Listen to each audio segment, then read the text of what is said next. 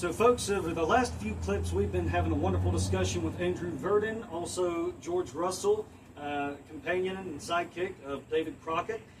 Now, to what extent he was a loyal sidekick, it varies a lot from the actual Walt Disney portrayal, and we've discussed some of the compared and contrasted some of the differences between real life and the fiction that Walt Disney brought forth in the 1950s.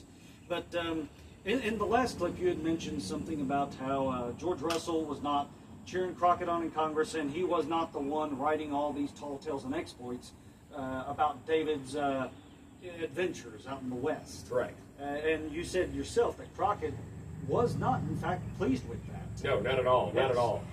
And so this is a book that he's referring to that comes from 1833 called Sketches and Eccentricities of Colonel David Crockett of West Tennessee. Interesting thing is, we have some debate about who the actual author was. It might have been Matthew St. Clair Clark. It might have been James S. French. But nonetheless, when Crockett had finally come back to Congress, some things had already been taking place back east to make him famous, such as Nimrod Wildfire and the play Lion of the West.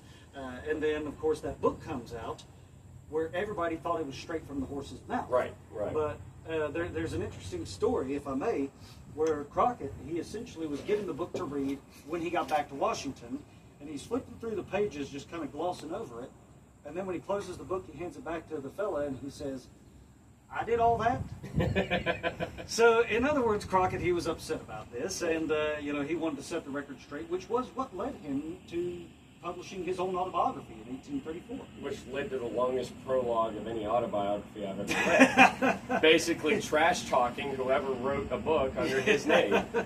And now that's the trick, and that's saying something, because even Tolkien himself would have an issue trying to match Crockett's length of prologue. Absolutely, and that's saying something for Tolkien. Yes. Now, of course, so we've discussed that there's a lot of pros and cons about the Walt Disney portrayal of George Russell. So tell me, did George Russell actually go to the Alamo with Crockett and they fought it out to the bitter end? As much as I wish it was, because when I was 5 years old and went to the Alamo, I was looking for George Russell's name.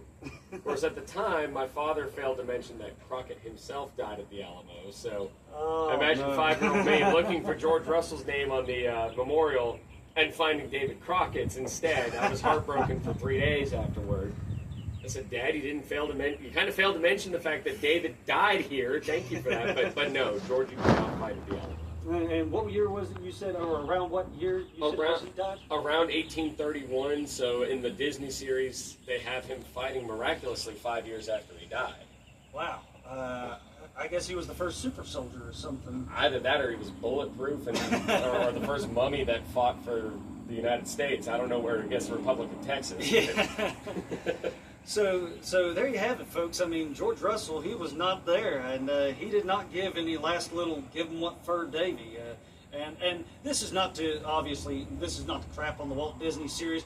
We all grew up watching this. This is what inspired many of us to get into this time period. Well, it inspired me to portray Crockett for one. But this has just been such a wonderful treat, getting to talk to you, Andrew, and thank you so much for coming out. Absolutely. Helping with the muster, raising some more of us dirty shirts, and also portraying Crockett's companion, George Russell. It's been an honor. Yeah, and folks, I'm telling you one thing. If you want to get you some good leather work, or whether it's clothing, belts, bags, you name it, this fellow right here, you look him up on Facebook. Yes, sir. Verdon Custom Leather is my business. Verdon Custom Leather. All right, so folks, you give him a check out, and we want to thank you so much for joining along with us. We hope you'll stay tuned to our upcoming videos over the course of the next few weeks, and thank you for your support. Can I give him one little teaser for what may come next year? Well, we'll do one more clip here, all right?